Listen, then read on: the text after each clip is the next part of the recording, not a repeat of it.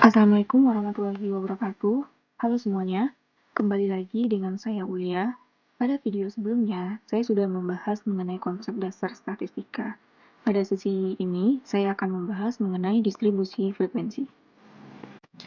Setelah kita melakukan survei atau eksperimen dengan mengambil sampel dari suatu populasi, tentunya kita akan memperoleh data ya.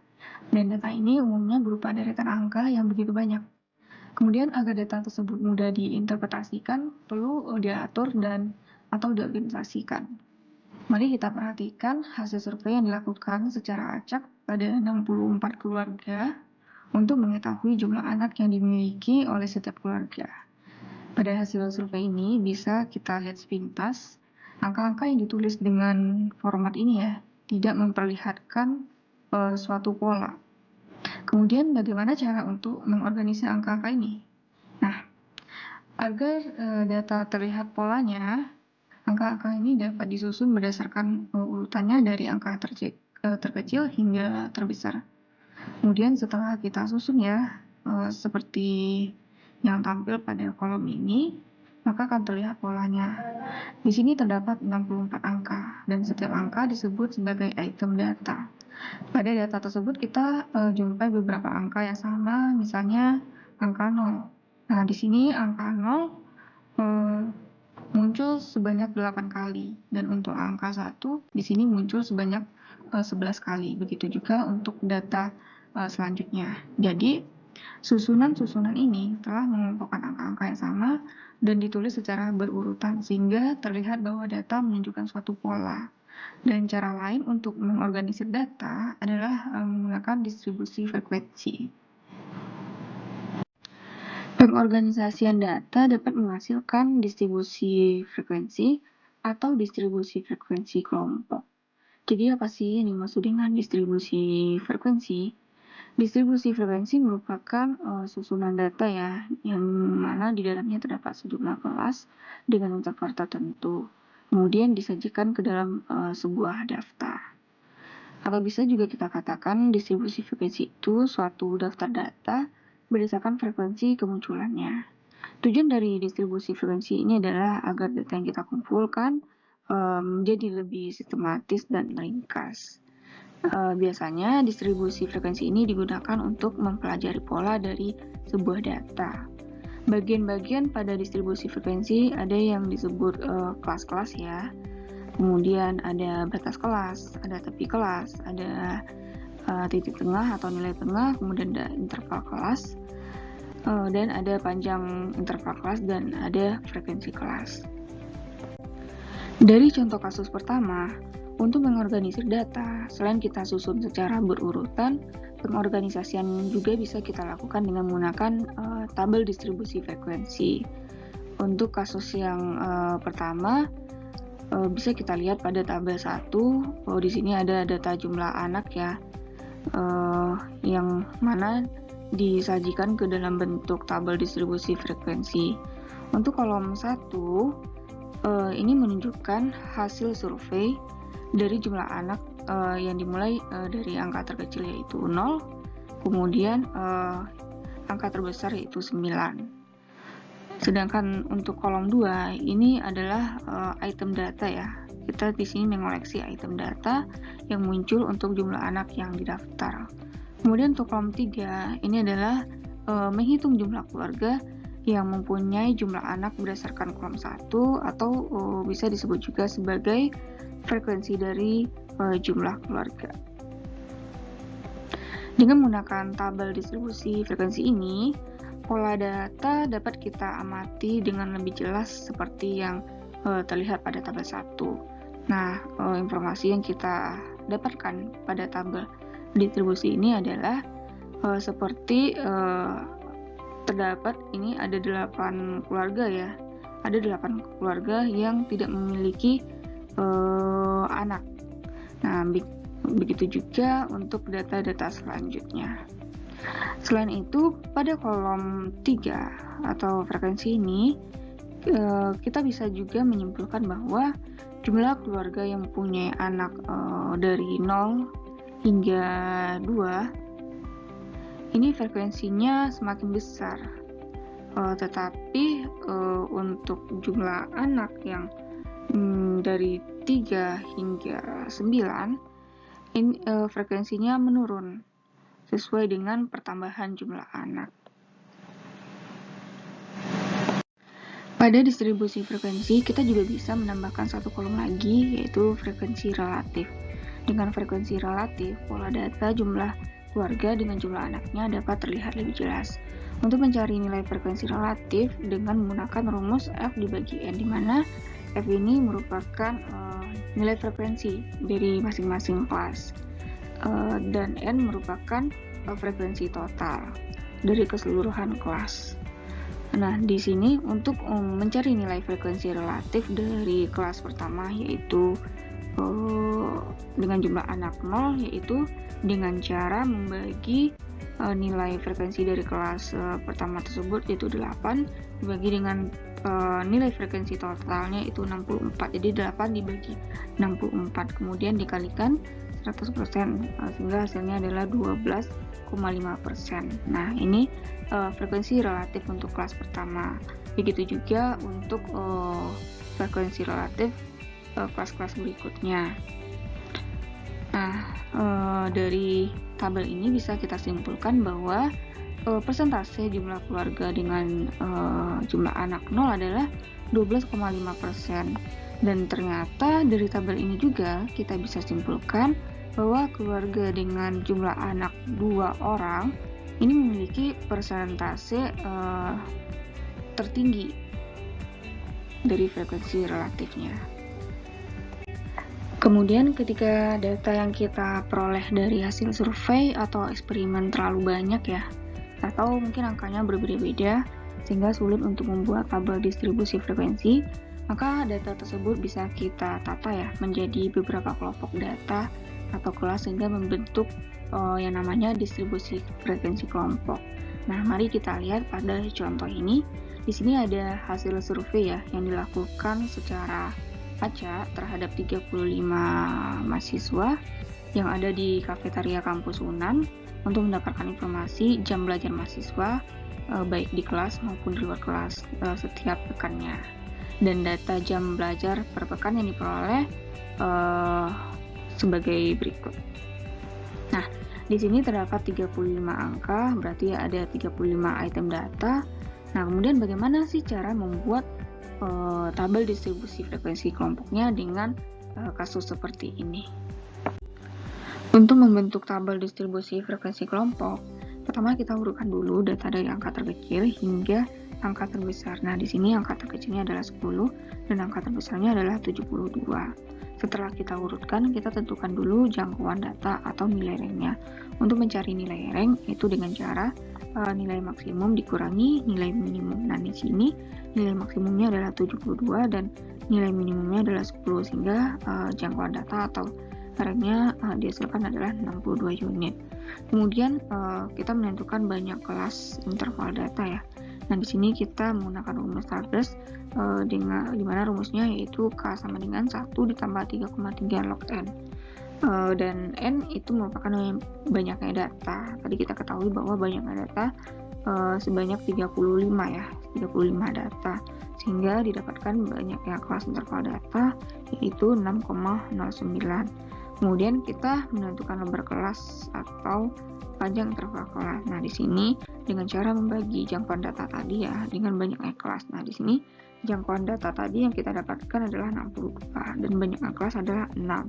Sehingga lembar kelas yang dihasilkan adalah 10,33. Nah, kemudian agar pola data kita tergambar dengan baik, maka untuk lembar kelas di sini saya membulatkan menjadi 10 ya. Sehingga untuk data ini lembar kelasnya adalah 10.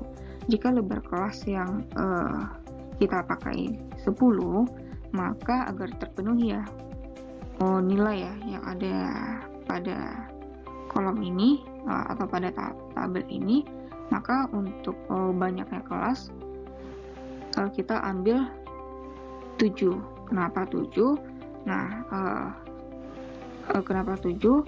Agar nilai yang ini yang ada di dalam data tadi bisa terpenuhi ke semua kelasnya. Nah, Jika hanya 6 kelas saja, maka data yang kita punya itu tidak akan memenuhi ke tabel distribusi frekuensinya.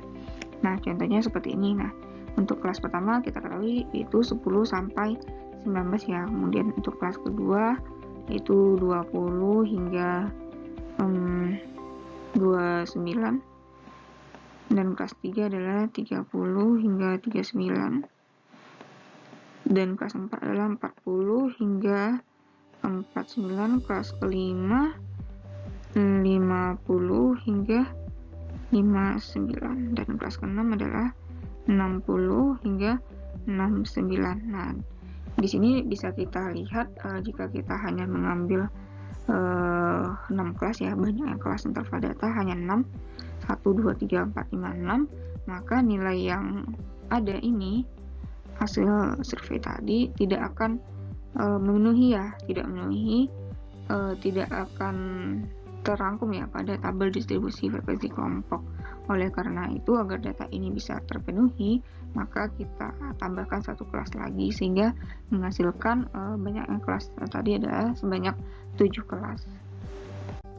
Hasil pengelompokan data tadi jika kita tampilkan ke dalam bentuk tabel distribusi frekuensi kelompok, maka dapat dilihat pada tabel 3 ini. Nah, dari tabel ini bisa kita lihat bahwa banyaknya kelas dari data kasus tadi yaitu sebanyak 7 kelas ya. Nah, di mana nilai interval kelas ya pada kelas pertama yaitu 10 hingga 19, dan untuk interval kelas pada kelas ke-7 itu 70 hingga 79.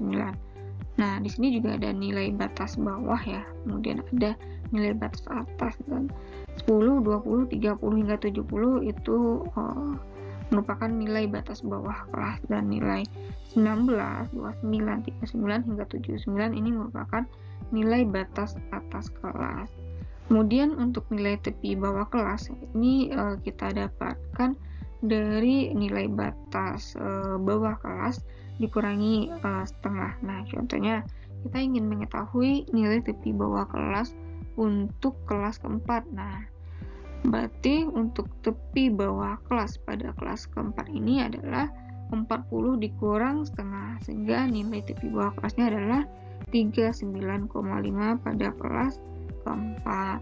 Nah, begitu juga untuk nilai tepi atas kelas. Nah, tepi atas kelas ini kita dapatkan dari nilai batas atas kelas. Nah, misalnya kita ingin mencari nilai tepi atas kelas pada kelas kelima. Nah, di sini untuk nilai tepi atas kelasnya, nilai batas atas kelas ini kita tambahkan dengan setengah, sehingga nilai tepi atas kelas kita hasilkan adalah 59,5 pada kelas kelima. Untuk panjang interval kelas atau lebar kelas ini adalah 10 ya, 10 unit. Nah, di sini kita hasilkan dari nilai batas kelas ya, batas kelas sebelumnya kita kurangi dengan nilai batas kelas sesudahnya ya, kita kurangi dengan nilai batas kelas sebelumnya. Setelah kita buat ke dalam bentuk tabel distribusi frekuensi, data tadi bisa kita visualisasikan ya. Kita visualisasikan ke dalam bentuk grafik. Nah, ini merupakan satu cara ya agar data yang kita olah tadi dapat dipelajari polanya, kemudian kita bisa memberikan informasi kepada masyarakat dengan mudah dan menarik. Nah, untuk bentuk grafik yang biasa digunakan dalam statistik yaitu ada histogram, polygon, objek, kemudian ada dalam bentuk lingkaran dan garis. Nah, di sini kita akan memvisualisasikan data dari tabel 1, 2, dan 3 ya dengan beberapa jenis grafik. Pada data jumlah anak per keluarga, di sini kita visualisasikan menggunakan grafik histogram ya. Nah, histogram merupakan gambaran mengenai suatu distribusi frekuensi untuk setiap kelas dari tabel frekuensi yang dinyatakan dalam segi 4. Nah, sumbu horizontal pada histogram ini menunjukkan nilai-nilai data yang dinyatakan dalam kelas-kelas data Sementara itu untuk sumbu vertikal menunjukkan nilai frekuensi data. Untuk skala horizontal ini ya, ini boleh memakai nilai tepi kelas atau batas kelas. Dan penyajian data dalam bentuk histogram ini akan memudahkan ya bagi siapa saja dengan cepat dapat mengetahui secara umum sifat-sifat yang dimiliki oleh data tersebut. Oleh karena itu, histogram merupakan salah satu bentuk diagram yang digunakan secara luas dalam berbagai bidang ilmu untuk menyampaikan pesan maupun informasi yang secara cepat dapat dipahami. Nah, di sini bisa kita lihat pada penyajian data dari tabel 1 yaitu untuk jumlah anak per keluarga. Nah, di sini pada sumbu horizontal ini merupakan jumlah anak ya. Jumlah anak dimulai dari 0 hingga 9. Dan untuk sumbu vertikal atau nilai Y ini merupakan nilai frekuensi ya dari jumlah keluarga. Nah, pada grafik histogram ini bisa kita lihat ya bahwa keluarga dengan 2 anak itu mempunyai jumlah terbesar.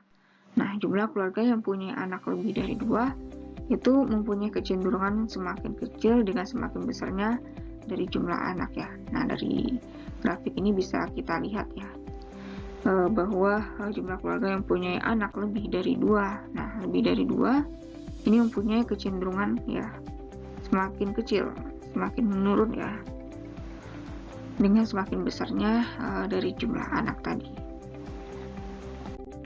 Nah, untuk data dari tabel 1 ini disajikan ke dalam bentuk grafik batang. Nah, grafik batang ini yang pada gambar sebelah kiri ini hampir mirip ya dengan histogram, tetapi biasanya untuk grafik batang lebih sering ditampilkan secara mendatar yang ini ya. Nah, di mana untuk sumbu mendatarnya ini merupakan nilai frekuensi dan sumbu tegaknya adalah angka dari hasil survei. Jika kita bandingkan antara histogram dengan grafik batang ya, ini bisa dilihat pada gambar sebelah kiri ini merupakan histogram dan sebelah kanan ini merupakan grafik batang. Histogram ini ya hampir mirip dengan grafik batang ya kalau kita sajikan secara tegak. Untuk sumbu mendatarnya atau horizontal dan sumbu vertikal ya atau sumbu tegaknya ini juga sama ya. Untuk sumbu horizontal ini menyatakan hasil survei dan sumbu tegaknya atau vertikal ini merupakan jumlah frekuensi. Perbedaan antara histogram dengan grafik batang ini terletak pada jarak antar batang. Di histogram tidak ada jarak antar batang-batangnya, sedangkan untuk grafik batang dia memiliki jarak ya antar batangnya. Kemudian grafik batang ini dapat digambarkan ya secara mendatar. Kalau ini kan digambarkan secara vertikal. Nah, grafik batang ini bisa digambarkan secara mendatar, sedangkan untuk histogram ini selalu digambarkan secara tegak. Untuk data dari tabel 1 ini juga bisa kita visualisasikan ya ke dalam bentuk grafik poligon. Nah, poligon itu merupakan grafik garis ya dari frekuensi kelas yang menghubungkan nilai tengah dari puncak batang frekuensi. Pada sumbu mendatar ya. Nah, di sini merupakan angka hasil survei ya, dan sumbu tegaknya adalah jumlah frekuensi dari jumlah keluarga. Pada setiap angka hasil survei ini atau jumlah anak itu digambarkan dengan satu titik ya. Nah, di sini digambarkan dengan satu titik yang letaknya bersesuaian dengan frekuensi di skala sumbu tegaknya. Kemudian distribusi frekuensi dari data hasil survei di sini dapat terlihat jelas ya dengan mengamati pola titik dan garis yang menghubungkan setiap titik data.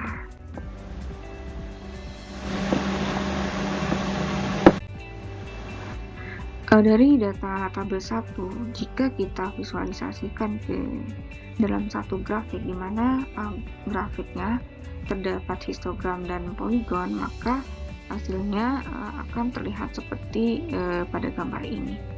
Nah, histogram akan menggambarkan setiap data ya dengan sebuah batang.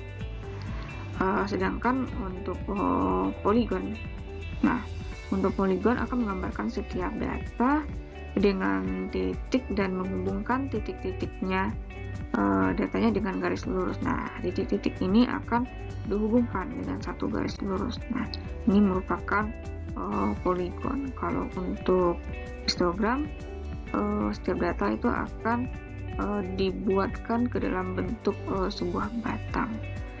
Dan titik di poligon ini merupakan titik tengah ya, atau nilai tengah dari permukaan atas dari batang histogramnya ini. Nah, ini merupakan titik poligon ini merupakan adalah titik tengah atau nilai tengahnya.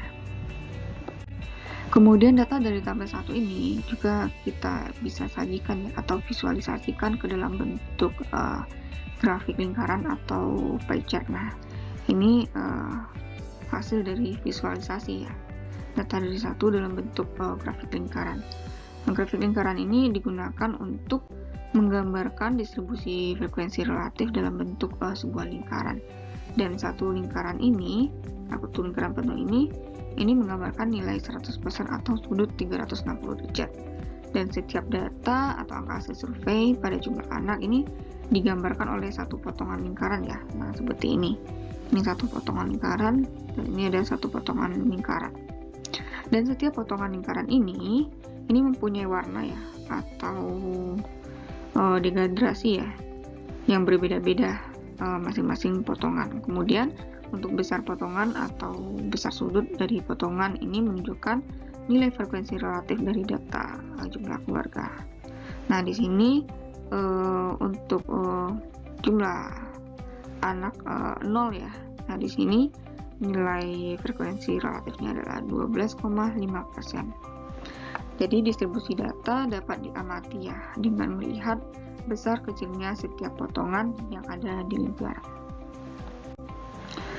Kemudian untuk grafik garis ini menggambarkan distribusi frekuensi dalam bentuk garis saja atau garis dan titik ya. Nah, bisa terlihat pada gambar ini titik ya, ini dihubungkan oleh garis ya dari masing-masing titik. Nah, garis yang menghubungkan setiap titik data ini dapat berupa garis lurus atau garis lengkung, dan sumbu mendatar, sumbu tegak, dan tampilan gambar dari grafik garis ini hampir mirip ya dengan poligon.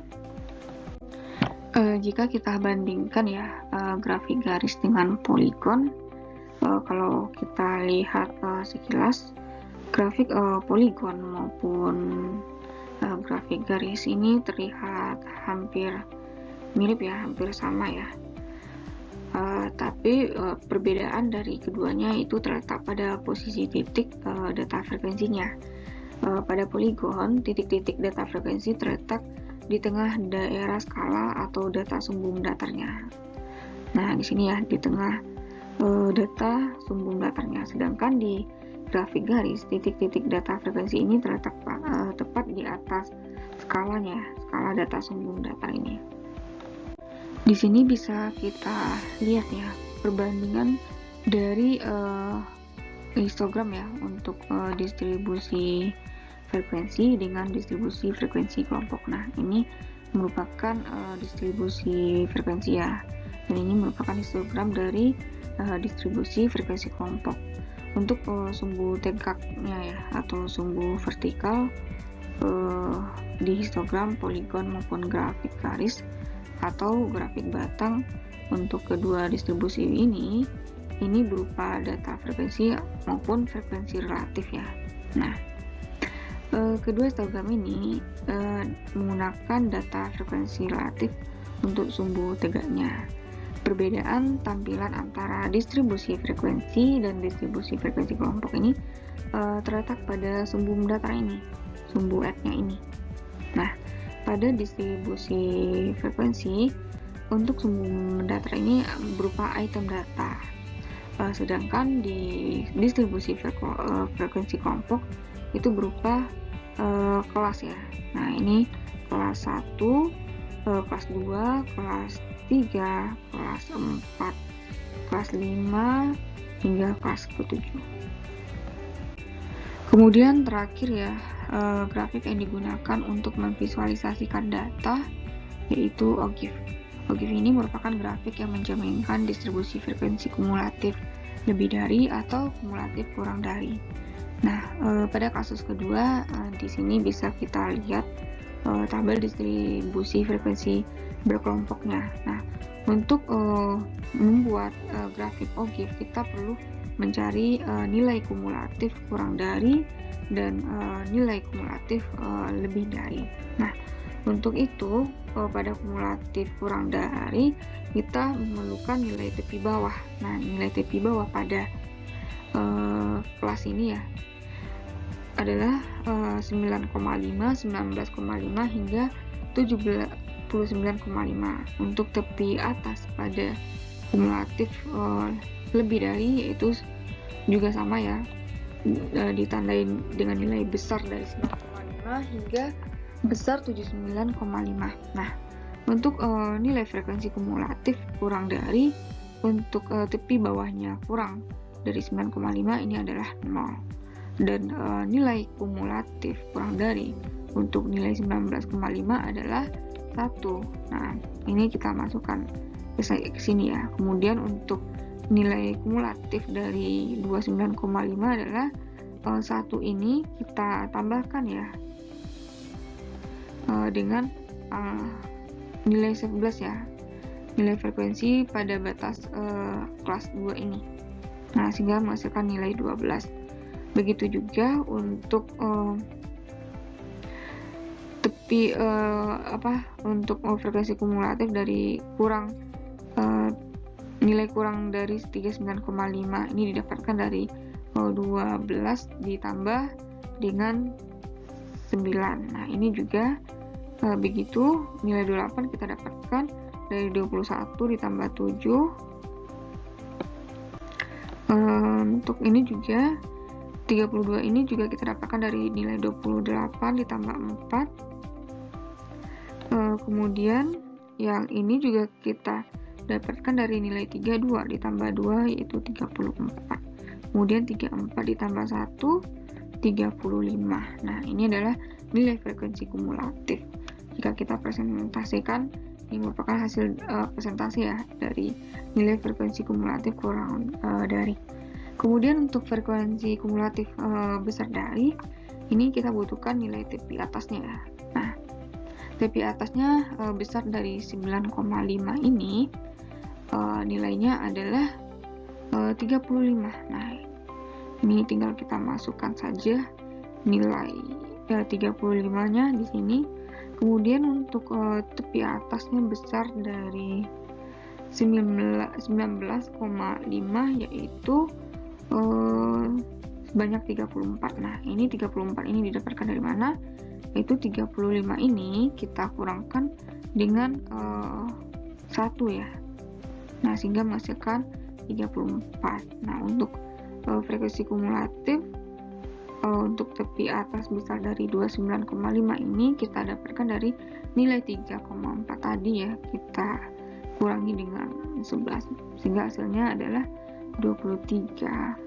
Nah, begitu juga sampai tepi atas besar 79,5. Kemudian setelah kita buat ke dalam bentuk tabel kumulatif kurang dari dan besar dari, setelah tabel kumulatif kurang dari dan lebih dari kita bentuk, maka data tersebut bisa kita sajikan ke dalam bentuk OGIF ya. OGIF ini merupakan grafik distribusi kumulatif kurang dari atau distribusi frekuensi kumulatif lebih dari. Bisa juga kita sebut sebagai poligon frekuensi kumulatif. Nah, untuk sumbu datar pada OGIF ini menggambarkan nilai ya, nilai tepi kelas ya.